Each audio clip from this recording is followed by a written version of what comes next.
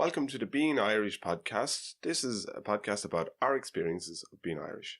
With very little research. Yeah, please don't reference us. Please don't cite us.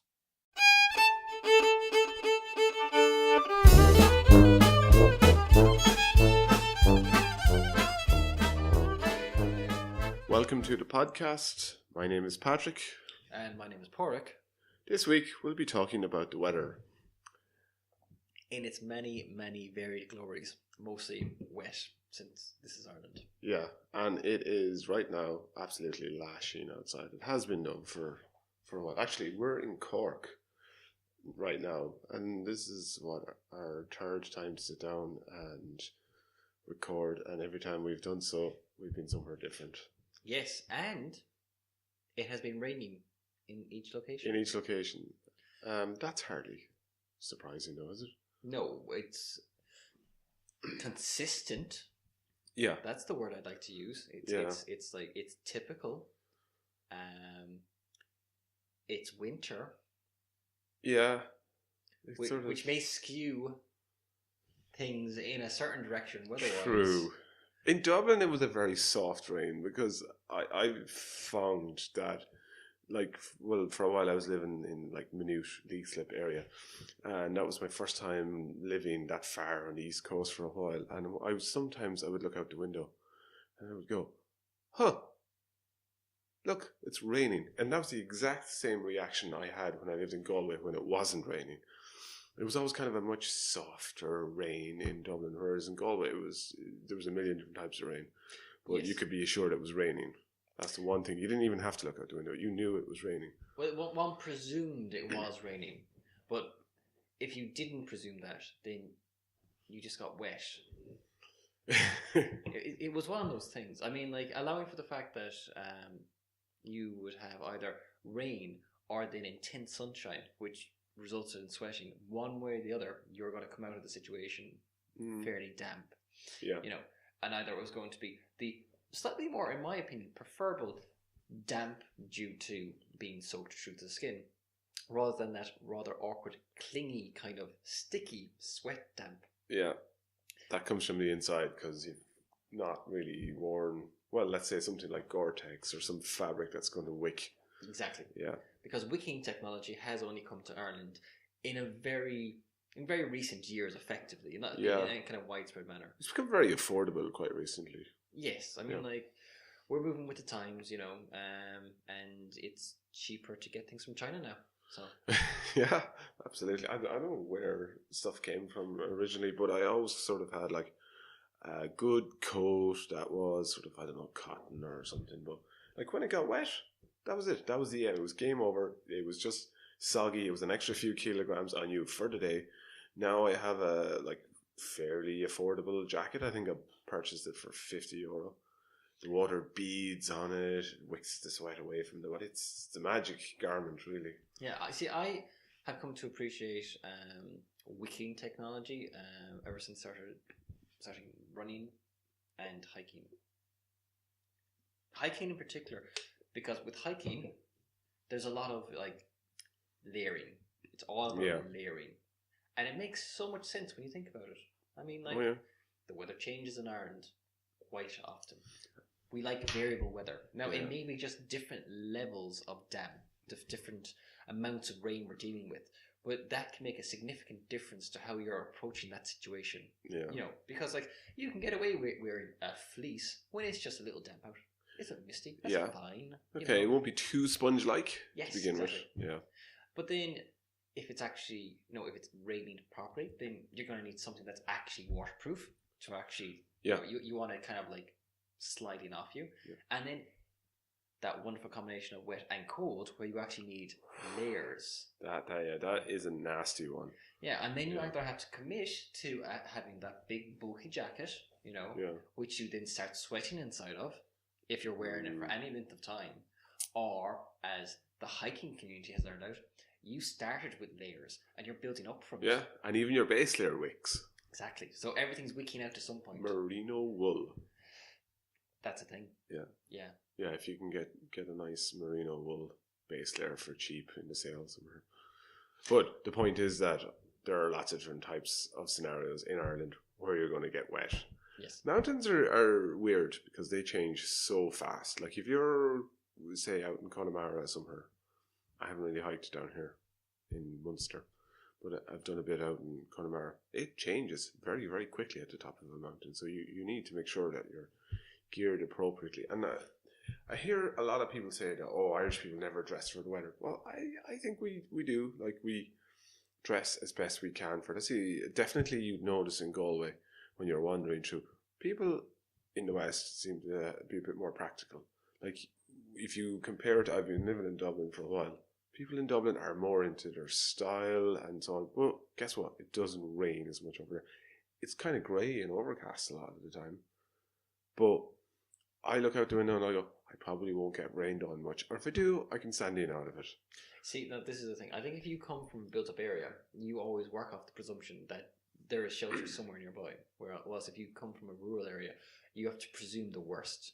Yeah. In which case, like, you're a mile away from the closest, like, eve of a house or something like that. I mean, like, you could stand under a tree, but if you ever stood under a tree when it's actually raining, that just means it's less rain, like in the overall area. It's just more condensed into larger droplets that just hit you. Yeah. You know? They save it up. Yeah. And then splash right down the back of your neck. Exactly. Yeah. And once it gets down the back of your neck, it is pretty much game over.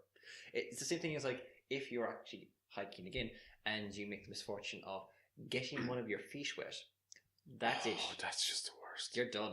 There is no recovery from that. The minute that water has gone inside of your boot, once it's got past whatever protective measures you have taken, like you have put on your gaiters, you know, you have the right, like, hiking boots, everything's laced up to nines, but no, your foot is currently underwater and you have not been able to extract it fast enough.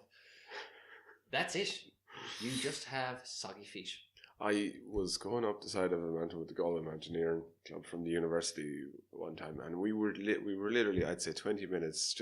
We were on that, like, prelude really up to the side of the mountain, the bit where you're like, and now we're going to start hiking, you know. And my foot went right down into a bog hole, and I was like, oh jeez, oh no, because we're going to be out here for a good 4 or 5 hours, I would say. And this was right at the beginning, so I pulled my foot up as quick as I could, and I was waiting for it. You know that bit, like, maybe where you've cut yourself and you're just waiting for the blood to pour, and you're like, oh no, it never came. I swear to God, I was waiting for about half an hour. I was like, it's going to soak through any second. Yeah. But good Gore-Tex boots. Yeah, no, and re-waterproof.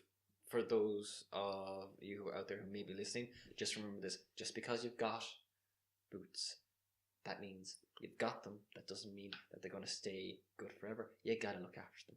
You got to put the time in. Waterproof your boots. Do people wear wax jackets anymore? I never see anyone wear wax jackets. That's something you had to re-waterproof. You had to kind of reapply the wax. It might be something that people still wear. I don't know. It's an interesting point. I think, like, technology's moved on so much now that if you, as you've already pointed out, if you go into any outdoors store, everything now has some form of text in it. Yeah, it's Gore-Tex or Trestex or hopefully not Syntex, but you know. Yeah. That was a short-lived but exciting time for everyone involved. Waterproof, we couldn't tell. Well, look, okay.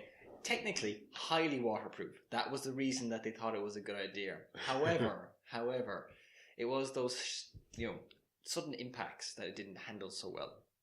Yeah. Well, let's move along. Swiftly. So, well, yeah, damp. Damp is a serious problem here, and we talk about it a good bit. Like you were saying earlier about it, like that horrible feeling that you get on the inside when you live in somewhere where it rains a lot, but also it's very, very humid, and so you try to keep it out, wearing a nice jacket, and then you just realize actually it's like 85% humidity here, and now I'm sweating, and I'm in a puddle of my own sweat, and that's a different type of damp. That's pretty gross. Yeah. Jeans. As a nation, we wear a lot of jeans. We do. It's weird. Jeans are a complicated choice in Ireland. They are. Yeah. It's not just a case, jeans, hard wearing, Yeah, stylish. There are a number of good reasons to actually invest in a pair of jeans. I have a number of pairs of jeans. However, they're not always your friend. Not if you're spending any amount of time walking outdoors. No, they're not. And a lot of hiking clubs actually won't even let you wear jeans. Like, you are not allowed to wear jeans on hiking trips. But that is for a very good reason, because it's smart. Also, yes, because I think it's the type of rule that you don't need to tell anybody who's ever really gone hiking that you shouldn't wear jeans. Yeah. But if you've somebody come along to, you know, a mountaineering club or a hiking club or what. Yeah, and they often have visiting students and so on. Exactly. Yeah. And they're obviously they're trying something out. This is not something that they've done before, and they're probably not going to have much in the way of like gear to start with, you know. Right.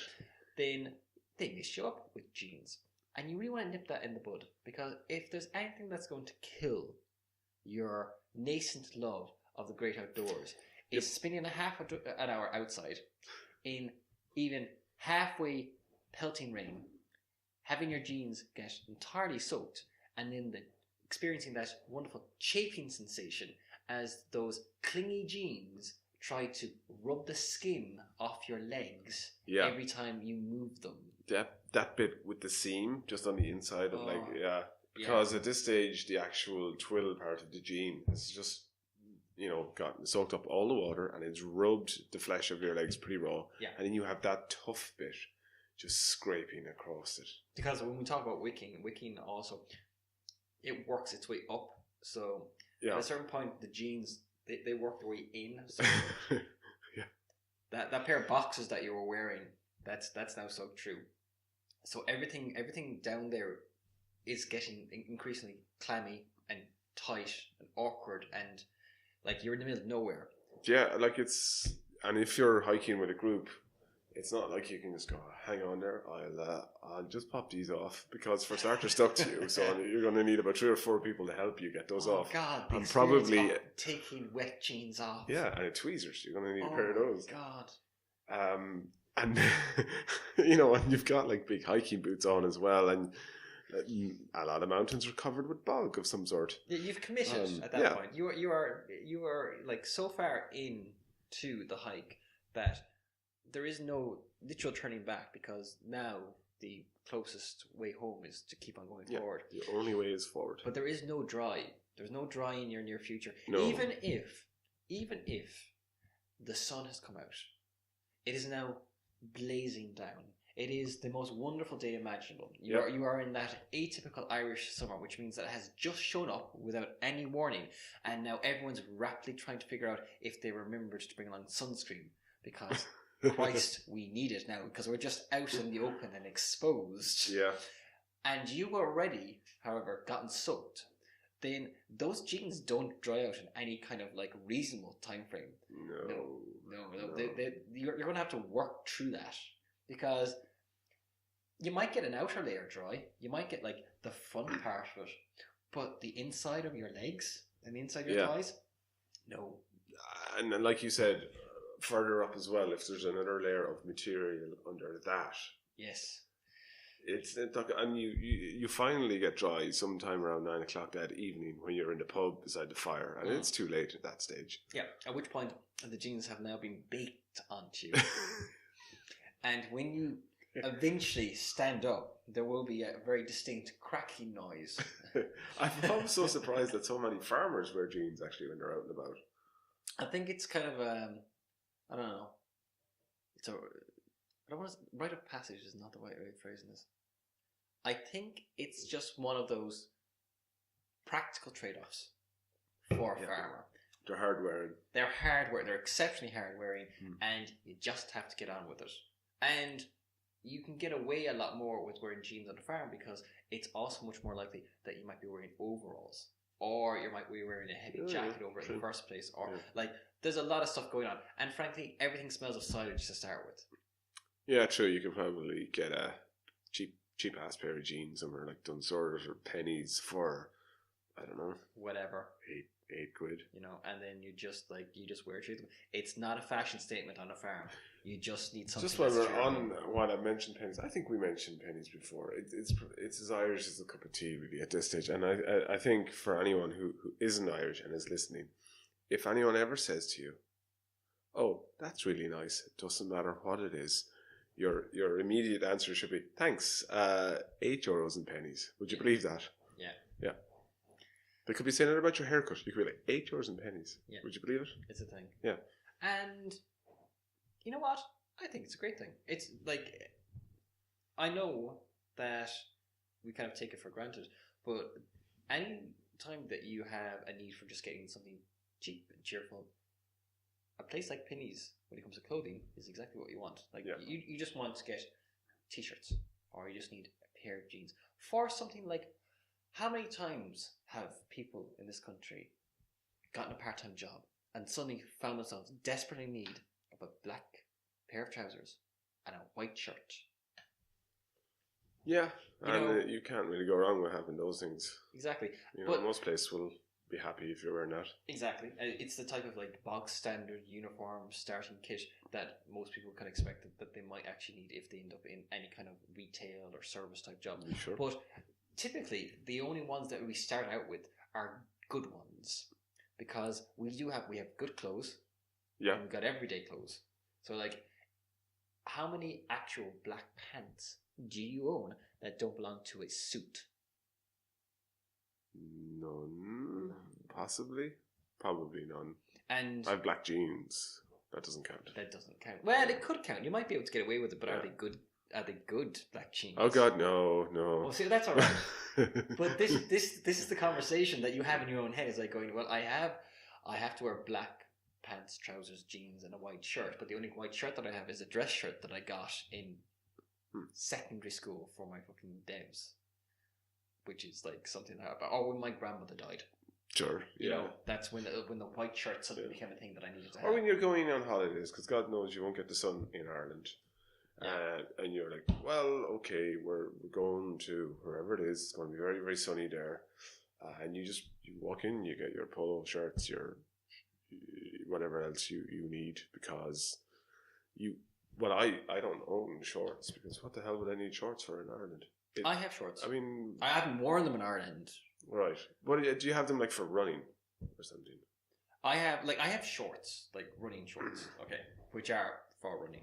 Yeah. But I have what I think you're talking about, which is more like the actual cutoffs. Yeah, that you'd wear around. Like Bermuda short type. Sure. Thing.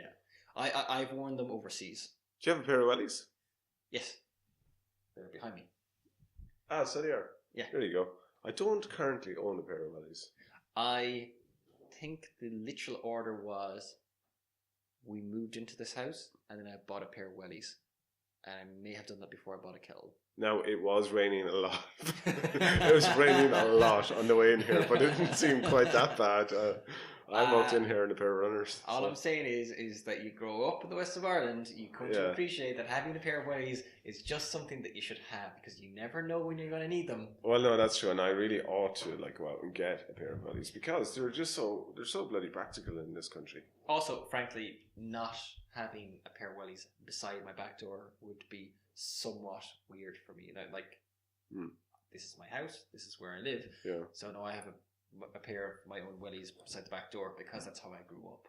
Yeah, no, I would have as well, so I probably should, but I live in a very metropolitan area. You live in a flat. I live in a flat, and it's very well. Your back door leads onto a balcony. Yeah, which looks onto a very nicely paved street with street lights and so on. I mean, the most dangerous thing that might happen to me is I could trip on one of the many twigs that are now on the pavement after the very stormy weather we've been having recently.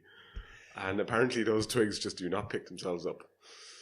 But actually, all along where I live there, you've been there, and anywhere down around there, around the River Dodder. What it's really bad for is in the autumn. The leaves fall. They turn into a bit of a sludge. They move along into the drains, and then it rains and rains and rains and rains, and that water does not go anywhere. And then, if you're really, really unlucky, the River Dodder floods and takes out most of Ballsbridge with it.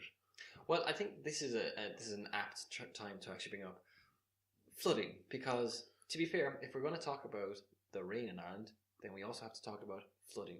Which is, I think, to be fair, what we've come to fear as a real natural disaster in this country. Yeah. Like, we don't get earthquakes and volcanoes. No, we don't get anything exotic, nothing like that. We're not going to get a tornado very often. Not a twister, like except the small. Those little ones, the dust devils that you get out in the bog. Exactly. Yeah. And whilst we have endured, and I say that word strongly, some hard winters, that was mostly us not being able to handle it all that well, and not them being particularly, being on the the world time to actually, We've had a couple of cold ones. There have been some pretty nasty cold ones, and I grew up expecting snow. That would stick. Now, not this nonsense like it's going to snow tomorrow, and you're like, well, it's been raining for 4 days, so that's definitely not going to stick. No, like snow back home was like really. What's the word I'm looking for here? It was rare because of the fact that it was mostly just really cold rain. Yeah. Well, you're right on the coast, on the west coast there. Yeah. Snow back home was the promise of snow.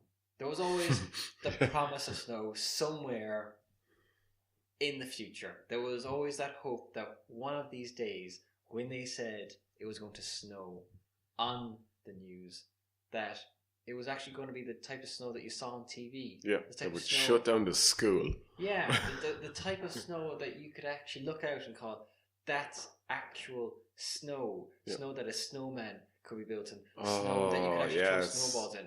And not what we typically got, which was snow which you could build a snowman in. Like, best case scenario, he might be a very gritty snowman. Right. Because at a certain point when you're trying to roll up the snow, you're just picking up an awful lot of, like whatever is underneath it. Because we don't have the layer. And you're finding as much snow as you can. So you're having to accumulate it from anywhere that's like inside flat. of that freezer. Yeah. To scrape it out. And you have to kind of take whatever you get. So if it's up the top of a wall, you get a bit of moss here and there, and like there's bulk it out. Yeah, bulk it with whatever you can. I mean, like, it's like a stew. Just bulk it out. Like try to hollow out the center, so like the structural integrity kind of goes out the window somewhat. Yeah. And of course, snow fights largely just mean having a slightly colder rock thrown at your head, effectively. Nice. Yeah. Thankfully, it was a little bit fluffier, the snow that we got in the Midlands. You forget how cold it gets in that. Now, if there's anyone Canadian or Polish or someone listening, they're like, cold. What is wrong with you people? You get so cold in Canada in the winter. My eyelashes just move to Mexico. I had my hair freeze once. Really? Yeah, but I was literally. Were you wearing it off a when mountain, it happened? And I was in a freezing fog cloud or a freezing cloud. It was freezing, and we were at cloud level. That was basically it. There was snow on the ground, but my hair froze.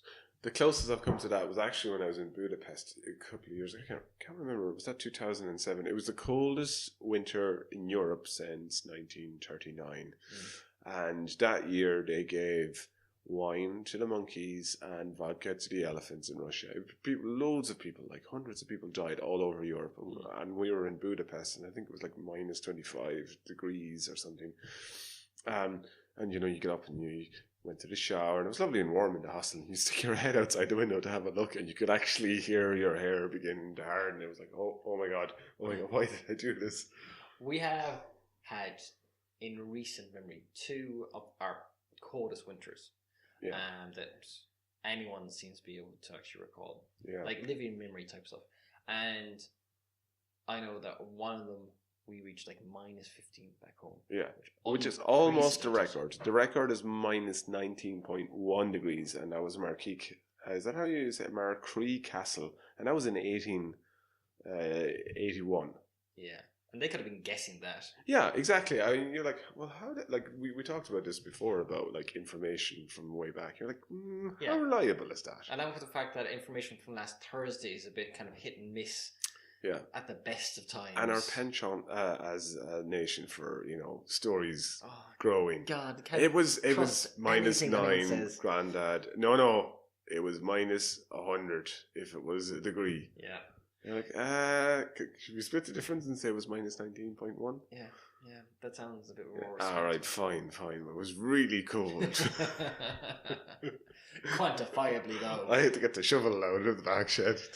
But that was it. I mean, like, we had these 2 winters where, like, I am very fond of saying this. It was a situation that got so ridiculous that the RT News literally had a reporter at the docks waiting for the grit to arrive.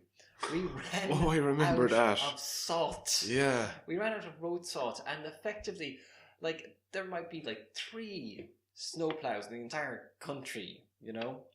And unfortunately, at a certain point, everyone just gave up on the roads because trying to get the gritters out was beyond reason, because the gritters themselves were just plowing themselves they were trapped into ditches. Okay, they couldn't unless somebody was actually willing to try to stand things backwards and wait a certain amount of time and then slowly crawl. They might have been able to do something, but I think that might have been asking a bit, frankly. Yeah. At a certain point, we were just cold.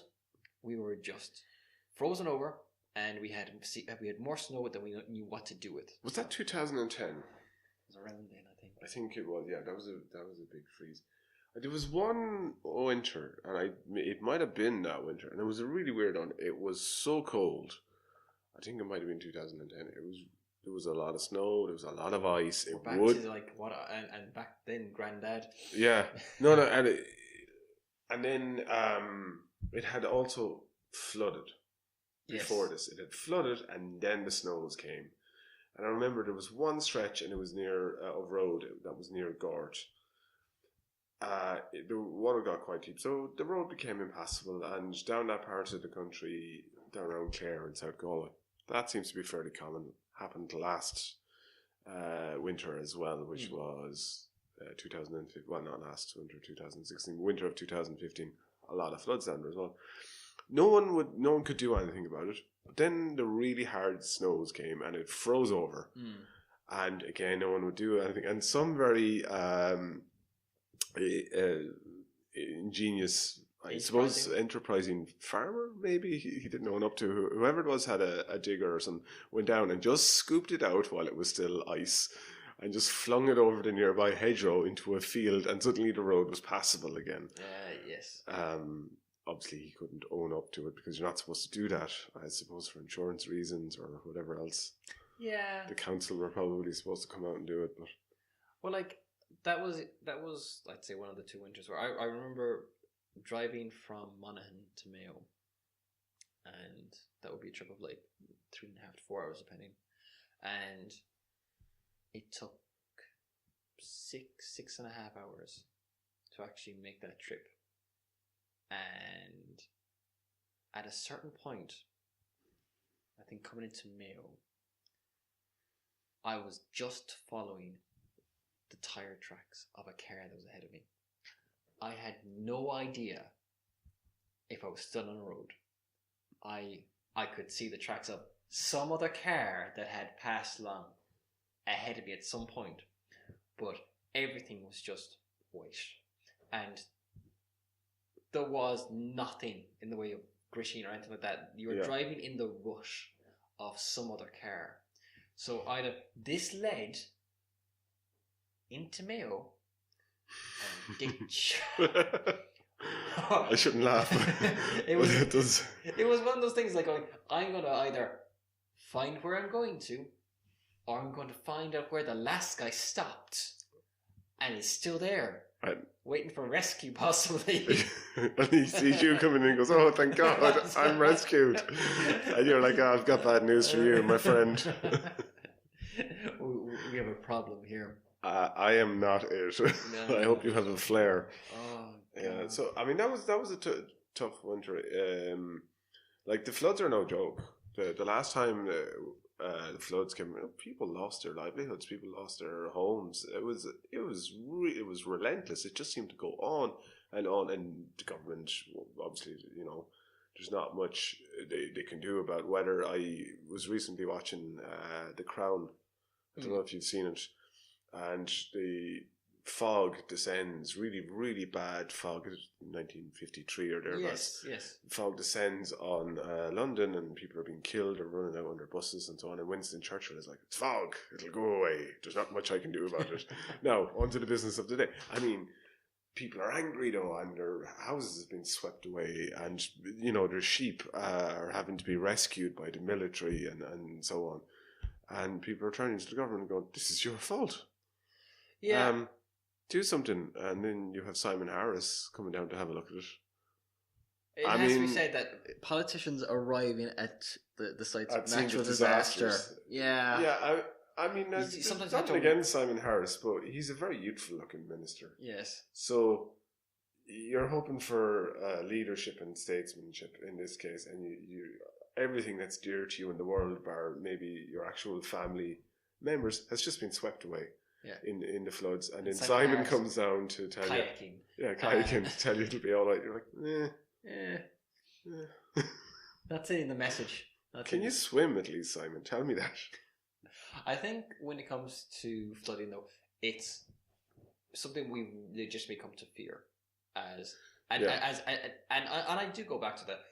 We're not a country, thankfully, that really has much to worry about when it comes to natural disasters, but flooding has become very, very prevalent in recent years. It has become much more significant, much more widespread, and part of that is because we have built in areas which previously were floodplains. We have the Callows and the Shannon and so on. Yeah, and seemingly everywhere along the Lee. Yeah, well, this is the thing. All of our major cities have expanded, and all of our major cities are on rivers.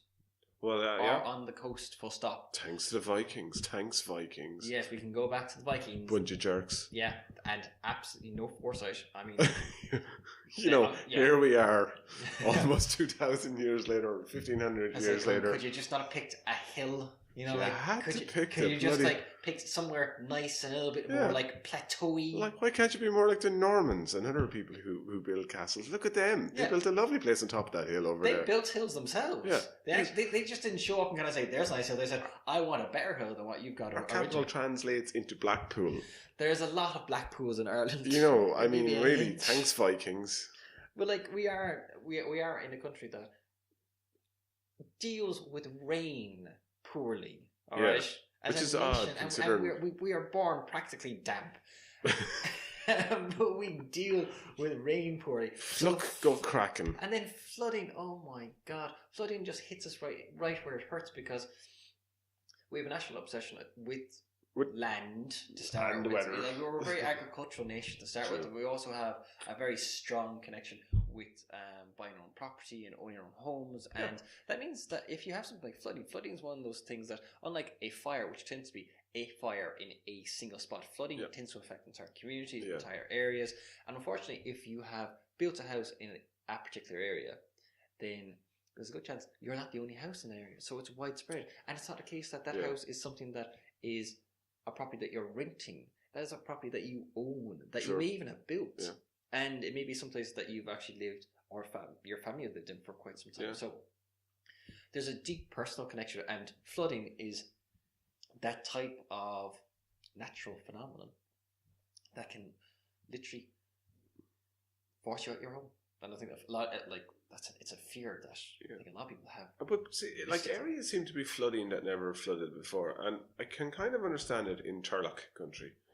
And I presume most Irish people know what Turlocks are. They're where the underground water is kind of close to the surface, and they brim up to the surface, particularly in winter, and you get like lakes literally where there was nothing there in the summer. Yes. But I kind of remember them going away a lot in the summer, and now like up around Ballinasloe, it seems to be permanently. Well, part of it is Turlocked. Is that I don't know if that's the verb. Flooded. Well, I think part of it is we've had our weather change. Our weather has changed. I mean, we are looking at the real consequences of climate change now. We're actually dealing with it, and we probably have two options as I see it. We're either going to turn around and deal with climate change and we're going to become better, or I think more likely, we are going to start building better flood defences. Yeah, and actually here in Cork, wasn't there some money put aside from... Oh, there's major money for flood defences. There's been huge money already put into flood defences. There's a lot more planning gone in for the flood defences. I think it's maybe something of the cynic in me that actually says that I suspect that we're going to be a lot better at learning to live with it than we are learning to stop it. Can we hire some Dutch people, I wonder, to just have, like, sort us out with a plan there, Dutch people. Like, your whole country is below sea level. You've got something going on. Yeah, you get flooded less than we do. Yeah. Possibly. That it might be a thing. We could turn to the Dutch and see how they do it, but it's simple, really. That was my James Bond / Dutch person there. Yeah. Good job. I wouldn't go. Yeah. That one. I wouldn't. No. But yeah, they do it really well. Well, okay. Hold on a second, though. Well, hold on. Bear in mind, the entire country is below sea level. Yeah, but I mean, like, we live in the era of, like, alternate facts. I mean, like, is that true, or is it just a case that they're just very good at actually promoting like the dry bits now as actually the 10 tourist centimeters regions. Above sea level? Don't tell anybody. Our whole tourist industry is built on it. There's only like 5 square miles of actual dry land in the entire of the Netherlands. That's it. It's just that bit there where you see the tulips. That's it. That's all there is. Everything else is actually underwater at the moment. Yeah. They're all wearing Wellingtons all the time. Come back in July. Yeah. It dries out a bit more. I just love that. Do you know that bit in Brazil when he's actually driving and he does the beautiful countryside? In the movie Brazil? Yeah, the movie Brazil. Yeah. That was it. Yeah. That was an odd movie. It is an odd movie. Yeah. But there's that wonderful bit where he's actually driving, and on either side of him, you have the beautiful countryside. Yeah. And then you rise up and you actually see that that's actually just the projection on the screen. It's like this wasteland, basically. It's like going, yes, we are much better, I think, at just figuring out ways to live with these things than we are to actually stop them happening in the first place. Yeah, we're quite, actually, there's something about Irish people. It's like, it's fine. Look, we'll just have to put up with it. Mm. Just put up with it and it'll go away. It's not going to go away. Okay, well, I suppose we just have to learn how to deal with it. Yeah. We could tackle some of the root causes, maybe get down a bit deeper, do something at that level. Nah. Yeah, it's like the rain. You just get used to it after a while. Just get used to it. Yeah. It'll go away or it won't, as Winston Churchill said. So, okay, which again also seems like a nice point to actually turn around and bring up Ireland's natural enemies, thus the sun. Yes, not the British. Not the British. Yeah, a lot of people actually think that, but you would be wrong. Yes. British people are fine. The sun, however, it's always waiting for you. Yeah. Whatever else, like historically, we've had our differences with various different peoples and races and religions, etc. That's fine. These things are to be expected down through history. But like, we have lived on this island of ours for generations, centuries, millennia. Yep. And we still can't take a tan. Not to save our lives. No. Not even remotely. Yeah, I can't. Maybe there's probably 2 or 3 people. I know people who could take a tan. Thinking I could. That's the thing. It's like I know somebody who can take a tan. It's almost like going, and did you hear Fred's friend? You know, like hear he was actually outside for half an hour. You brought this up already. We have had different relations with other nations down, and particularly with Spain and France. And the Spanish came here. They mingled with the population. Their sailors were in the ports. I bet Fred's friend has some Spanish blood in him, and that's why he can take a tan. I'm just saying that genetically, we just don't seem to take to it. It seems to be a case that we are. I burn so easily. Yeah, it's not funny. No, because sunburn is not funny. Sunburn is not something we should be joking about. We should be talking about this much more seriously. Because do you remember 95? Didn't they? 95, I think, is the year Offaly won the hurling. Just going to put that in there. But also is the warmest summer on record. Not like we had the hottest temperature ever recorded, but over the entire course of the summer, it was the hottest summer on record. 96 was really hot as well. We owned a dog, right? It was a pup. We had him a short while. We were outside. It rained a little bit. The dog went insane. He was just ran around the house for about 15 or 20 minutes howling, and we were like looking at him going, what is the matter with that dog? We realised it'd never seen rain before. It had gone weeks without raining. And that summer I got sunstroke. I was working in a field thinning turnips, I think. Could have been beets, I can't remember. Didn't have a hat on. The backs of my ears looked like rashers. They were purple. I shit you not when I say I went home, drank a jug of water on the spot, took out some ice cubes, and they were actually melting as I put them up to the back of my neck. And then I went to sleep, and apparently my parents came into the room and looked at me and went, should we take him to hospital? Yeah. It was pretty bad. That was the first time I ever got sunstroke. The first really bad sunburn, like one that I can genuinely remember experiencing, like the proper full body experience of actually going, I am sunburned and I regret this so badly now, was again, like as a teenager, we were cleaning up a graveyard. Yeah, as you do. And it was summertime, but it wasn't a really nice summer or anything like that. And the day had started off in the nicest way possible for an Irish summer day. Overcast, but warm. Lawbrag Graina Vian. Oh, and those are the days you really look forward to. You know, when it's warm out, there's a light breeze, but it's overcast. So you get the best of everything. Yeah, really. I like those days, actually. I love those days. Those are nice. Those are the best summer days, yeah. But unfortunately, you know, as the day progressed, the clouds parted, right? Mm-hmm. The sky started to clear. The sun came into play. But the breeze remained. So as I spent my afternoon cleaning gravestones and cleaning this graveyard, I was not quite aware of the fact that it was as sunny as it really was. Wicking the moisture away from your skin. Yeah. So it was breezy. It was beautiful. And then like 6 hours later, at no point there being any hats or sunscreen or anything like that. And I'm now kind of like going, I wonder why everything feels funny. And then the pain started to kick in. Oh, no. Oh. And you know what? Then after the fact, it's like going, because like, I'm wearing a t-shirt, right?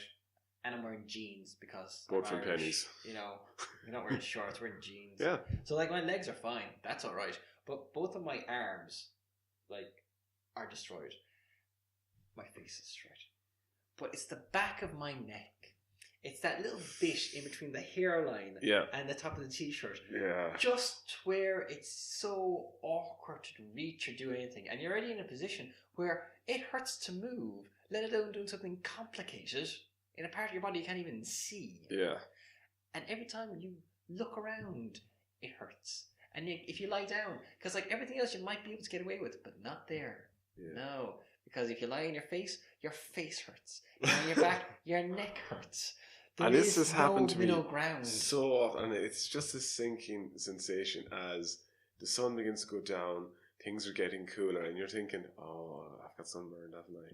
It's probably not that bad. You're hoping, you're praying it's not that bad, and as it gets cooler outside, you realise I'm still the same temperature. If anything now, by comparison, I feel way, way hotter. And you're like, this is going to be a doozy. This one is going to be bad. And everybody else is like, the cats in the local area are coming towards you. you're emanating waves of heat, and you're now the warmest thing. So they're like putting their little paws out to warm themselves against you. You know when it's bad. It's when you've actually gone and it's like going, I am now using sunscreen and after sun at the same time. No alternation between the two at this point, because I am desperately trying to stave off whatever sun is still out there, while at the same time dealing with the pain. The light reflected from the moon. Yeah, that's some forward thinking right there. Yeah, like go whole hog. At a certain point, you've got nothing to lose. Maybe it counteracts each other. Maybe it doesn't. But like realistically, all you're doing is trying to make yourself feel better. You know. What's the hottest you've ever been in? I presume it's abroad. At some point you were abroad. Oh yeah, the hottest. Out farting. 30 something, I think it was. Nothing ridiculous. Like if like I'm pretty certain that if I went anywhere where it got like into the 40s, I'd probably just Yeah, I've been in 40 plus pool. once or twice. Like melt, I just pool. You just stay inside. Yeah. Singapore, one day got insanely hot. Even the Singaporeans were like, "Oh no, I can't go outside." I think it was 42 or something. Like stupid. Like electronics stopped working. Really, at that point, really, if like you get your whatever it is, your electronic device, it's it says, and every time I read this, do not expose to temperatures more than 50 degrees. I think, what do people in Darwin in Australia do? Fan them? You just stick them in the fridge, I suppose. Yeah. What happens to the fridges? Did the fridges stop working as well? Is there a critical mass? It could be. I don't know where it's. Where the fridge is now just like splitting the difference and everything's at plus 15. It's like. Look, I like the idea of a smart fridge where the basically designs are, look, we've given up on the food. This is all about self-preservation at this point in time, right? I'm protecting my internal electronics. That's it, right? Like, damn, the fridge has an AI. That's smarter than us. Oh no, the fridge is figured out. The Internet of Things has gone too far. Yeah, the hottest I've been in, probably 40 something degrees, and it was ridiculous. Like, because the humidity as well would knock you down. You could, streak your hand through the air and you could see how humid it was. It was just crazy. Yeah, I think mid-30s, 35, 36, and it was in Italy. But because I knew I was going to be in this type of a situation, I was prepared. I brought along 2 liters of water with me. I was drinking it basically on a minute by minute basis. Good idea. I was strategically layered with cotton. I had a hat on, and I had my suntan lotion in one pocket, and my after sun in the other. You can't see this, but Padraic is making gestures like he had them in a holster, like in a Western. Please tell me you had them in a. No. That would be awesome if you had like the suntan lotion on your left. I did a stretch of the Camino, and I was mocked for the amount of suntan lotion. Really? And I was like, yeah, I was actually. It was all a good jest, but there was a certain. It must have been pretty warm over there, wasn't it? It was like it was September. It was beautiful weather, but like at the same time, I had to wear sunscreen. I had to wear like fucking factor 50 because if I didn't, it was just going to be a case I would get burned. Right. And like, I was hanging out with people who were all from different parts of the world, which all get a lot more sun than we do. Everywhere else. And they were all like going, you seem to be kind of like applying it like constantly. Like going, yes. Yeah. I have to. It wears off. You have no idea what will happen to me if the sun and I actually get on a like name basis, a first name basis. If the sun and I get on a first name basis, we have and entered into some kind of intimate relationship, I am going to get burned. I'm going to get burned with every possible interpretation of that phrase. Like my forefathers before me and their fathers. For them, all of whom still had the same tan lines. Yeah, exactly. Because they got burnt into them one summer and it never went away. That line, that's not from today. That's genetic. I was born with that line. My father still had the same tan line after one summer holiday we went on 3 years later. He had the exact same V burnt into his chest from one summer holiday. We saw, I think, 2 days of actual sun at the beach, and bam, that was it, done. I tell you, but that's all it takes. When you get that one day, and this happens, when you're there for maybe a week or two, and you're thinking, I'm going to be super cautious for the first few days. I'm going to put on 50 degrees left, right, and center. And you get out of the pool, you put it on. Later that day before you go back out for lunch, you put it on. You're putting it on all the time, and maybe around the 6th day, you're thinking, maybe I've acclimatized. You start lying to yourself and making up all of these things. Because that's how genetics works. Yeah, I'm probably all right. I'll tell you what, I'll skip it.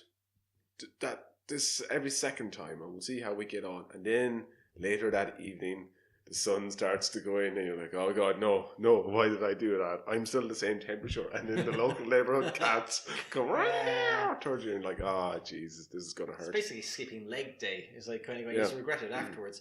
And then you're like, fuck it, let's just go to the pub, because dehydration, that'll help. We're talking about this, I think, as two relatively sensible people, and yet guarantee you, the minute that we have the prospect of sun in Ireland, the people's mentalities basically changes from sun, that's something we need to be careful of. Sun, better get that as quickly as it's going. Come on, quickly before it's sold out. Strip off every item of clothing that I can get away with and still maintain a level of public decency, and throw myself onto the nearest beach or thing that could be called a beach. And in Ireland, we take that definition quite liberally. Yeah, it's quite a loose, it's a shoreline really is what we're talking about. Yeah, it's like when it could be more shaly than anything else. Yeah, and it may not be the coast. It might be just the shoreline of a lake. That'll do. And it will just be a case. It will just be people everywhere. And it'll be about 50-50, regardless of whether or not there's actually any suntan lotion going on there. Because there's no time. There's no time to stop the suntan. Stop, just to pick it up. The sun could go away at any moment. Well, and of course, pharmacies aren't prepared for these eventualities. They have a certain amount of stock, and it's mainly geared towards people leaving the country. Bottle of Garnier, €16. Quickly, there's 3 people behind you who want to pay it. Well, we can get away with the same thing. Olive oil does the same thing, doesn't it? That's a thing that they use. Yeah, I actually know someone who put Flora on their skin one year and said, I think it might have been 95 or 96. Didn't go well. Well, I bet they smelled lovely afterwards. Like bacon. What is that? That's cooking. Yeah, and it's odd because, obviously the sun is our ancient enemy. Yes. But it's a complicated relationship. We built Newgrange. I presume it was something like, we're sorry, please don't go away, come back. I don't know, I like the idea of it. Newgrange being one of those things like kind of going, okay, so when it does this is when we need to stay indoors. Yeah. And when it's not doing that, we're okay. Yeah. I wonder, was it suntan lotion related? Back when the sun gets all the way down the chamber, you're fine. Yeah. If it doesn't get all the way down the chamber, means it's not the height of winter. Lash on your factor 50, lads. Or whatever the ancient equivalent was. Moss. Mud and moss. Lash it on there. Or probably just fear. It's like going, the sun is out, well, I'm just going to hide now. He's like, have you ever wondered the entire thing with the Aztecs and the human sacrifice? It was the Aztecs. Yeah, the Incas had the Inca Trail and the Aztecs had the human sacrifice. That was their tourist attraction. Yeah. It was how we keep it going. Come for the food, stay for the human sacrifice. Yeah, maybe they just weren't big into skincare. Maybe all that blood was actually there for because they actually said no, mud isn't cutting it. Blood is actually what you need to actually try and maintain good, healthy skin. Sure, why not? I think Cleopatra did. Was it goat's milk or cow's milk? Milk, anyway. She used to bathe in it. Really? Yeah. Wait a second. I may have missed a beat here. Cleopatra used to bathe in goat's milk or some kind of milk for her skin. For her skin, okay. Yes. For her skin. And she lived in Egypt. Egypt's pretty hot. Not to actually prevent herself from getting a tan, because I'm pretty certain that would not work, or you just smell like curdled cheese all the time. Maybe, yeah. But I think you would anyway, because she lived in Egypt. It's pretty hot. So, if we take a step back from this entire conversation, but just focus in on Cleopatra for a moment, right? So, we can both agree that historically she is meant to have bathed in some form of milk. Apparently. Okay. Yeah. And we both agree that Egypt traditionally is considered to be hot as fuck. Yeah. And the ancient Egyptians probably lacked much in the way of refrigeration. I know they were advanced for their day, but I don't think they had refrigeration. So basically, Cleopatra may have spent a large amount of time bathing in large tubs of milk that was at the very least warm and probably rapidly going off. Yeah. Or curdling. Mm-hmm. Charming, huh? I have to say, it kind of takes away a little bit from her sex appeal.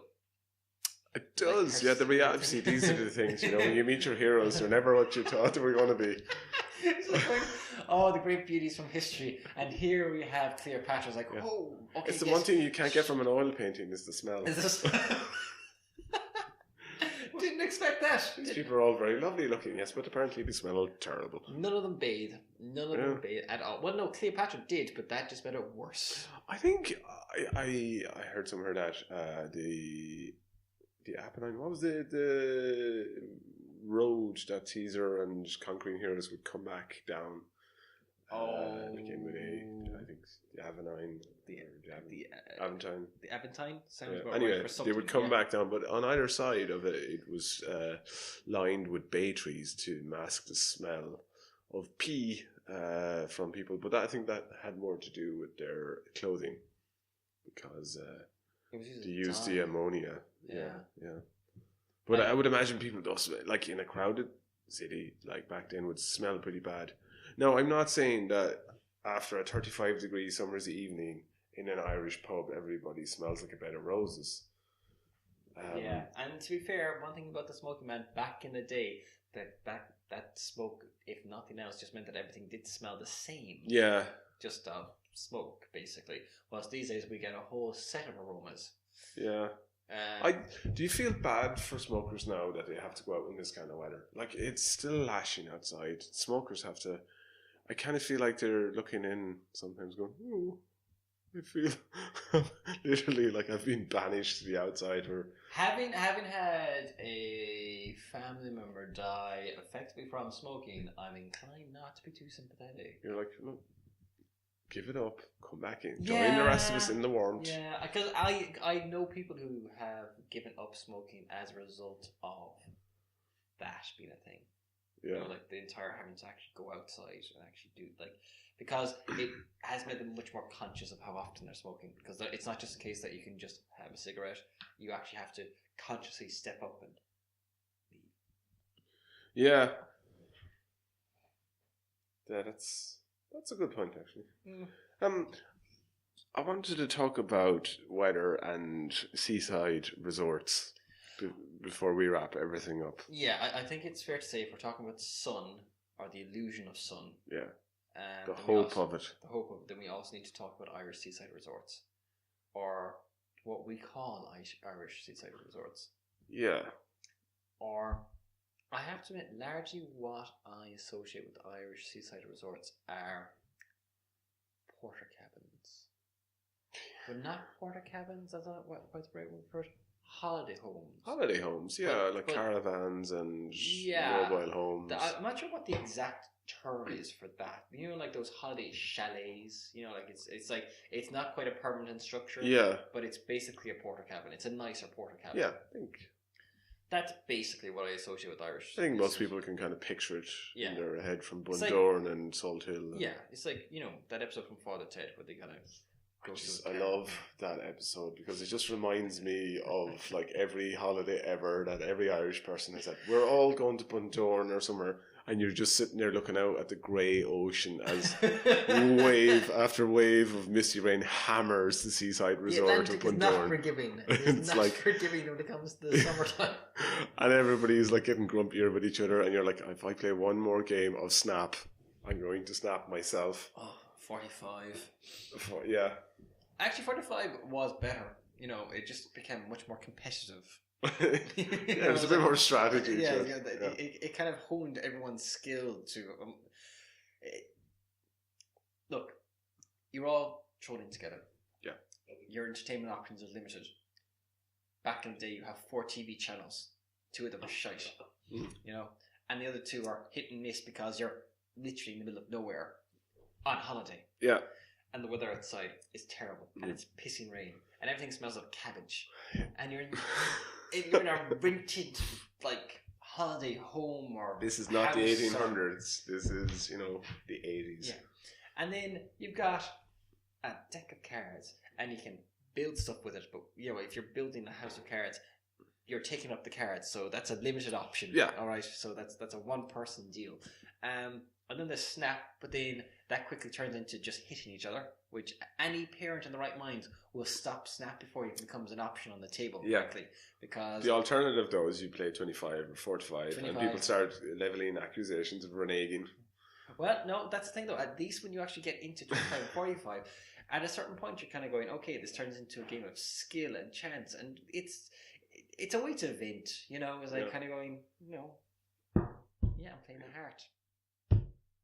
See, I mean, you're responsible for bringing me here. I think we went to Salt Hill and somewhere down in Wexford as well. So, and like, if the weather was in any way okay, people just kind of, I think parents just went, you know what, this may be as good as it gets.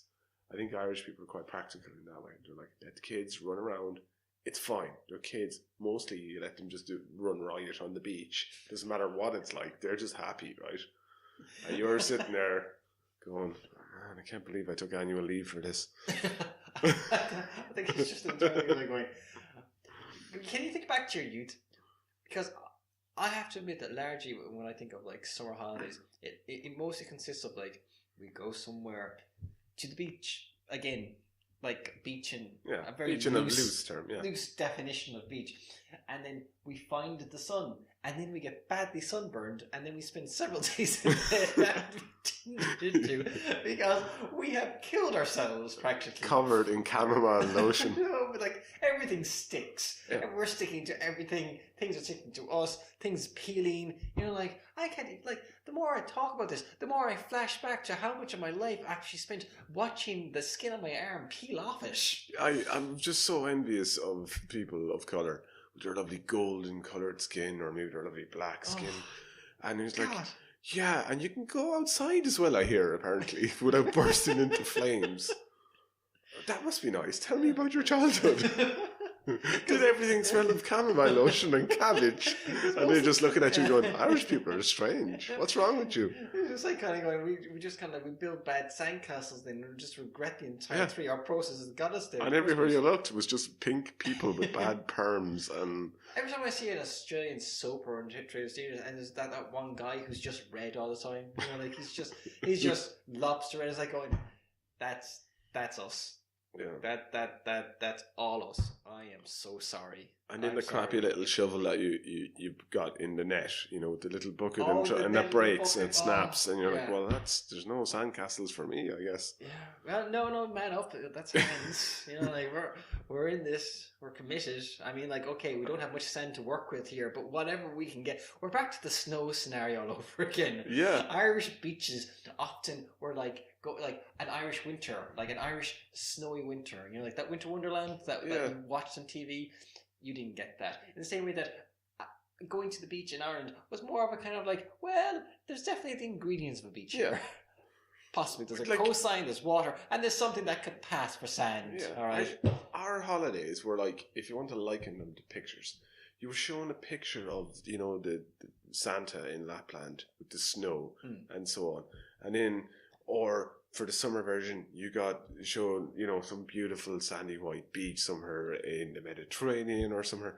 And then imagine those pictures were just left for 40 years in the window, and the sun, our ancient enemy, drained the life and the colour out of everything. And what you're left with is a Santa Claus, a dodgy Santa Claus in a suit that doesn't fit him, with a beard that's not quite right on, sitting inside of a community centre, somewhere in the middle of nowhere, surrounded by kids who are all deeply suspicious of this entire range of... He seems awful familiar. Dodgiest little fucking gifts that you know someone spent all of 20 pence on in the first place. Why does he have the same shoes as my uncle? He's just a cabbage.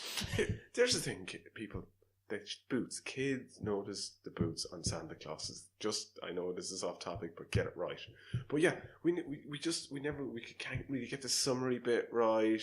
We can't really get the wintry bit right. If only, you know, modern literature and movies somehow romanticize drizzle, we'd be on it. We'd be a huge tourist destination. We've already agreed that as far as we're both concerned, the nicest day of the year is one where basically we can't see the sun, but it's kind of warm out, but there's a little bit of a breeze to take the edge off. And the blossoms are on the trees, and it's like, oh, thank God, winter's behind me. Don't get ahead of yourselves. I don't care what time of the year it is. If it's overcast, slightly warm, and there's a slight breeze, I got greedy. That's what happened. Happy. I just got greedy. I got excited. The sun wasn't out, but there was a breeze. I just started running myself. Going, yeah. Okay. I think we should leave it while we're... It was for a hit? Yeah. Also ahead. Okay. While there's a nice breeze. Yeah.